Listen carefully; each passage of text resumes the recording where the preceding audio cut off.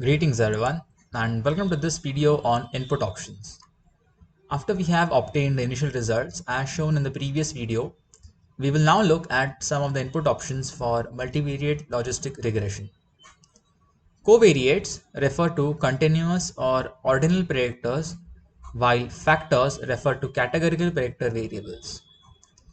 The model drop-down option, as you can see here, provides us with options to add predictors to the null model.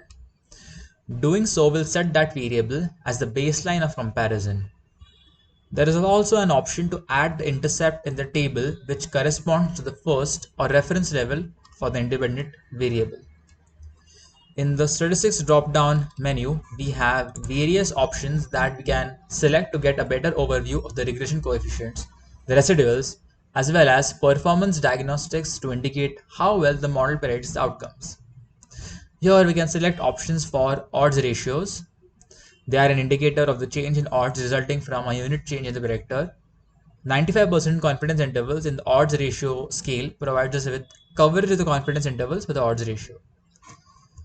The confusion matrix, as we can see right here, indicates how well the model predicts the outcomes. The table shows actual versus predicted outcomes and can be used to determine the accuracy of the model. The performance metrics also provide the area under the curve for the model, the sensitivity, specificity, precision, other metrics for the model. You can see here. In the plots options, the conditional estimates plots are conditional in the sense that they display the probability of the categorical dependent variable for all levels of the predictor variables given the reference level of all other factors. The receiver operating characteristic curve or the ROC curve provides the namesake for the model accuracy. In the method section right here, we have the liberty to choose how the predictors are entered into the model.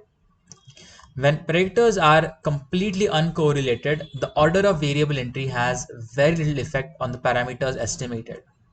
However, we rarely have uncorrelated predictors, and so the method of variable entry has consequences and is therefore important. By selecting the enter option, which is selected by default here, all predictors are entered into the model simultaneously by forced entry.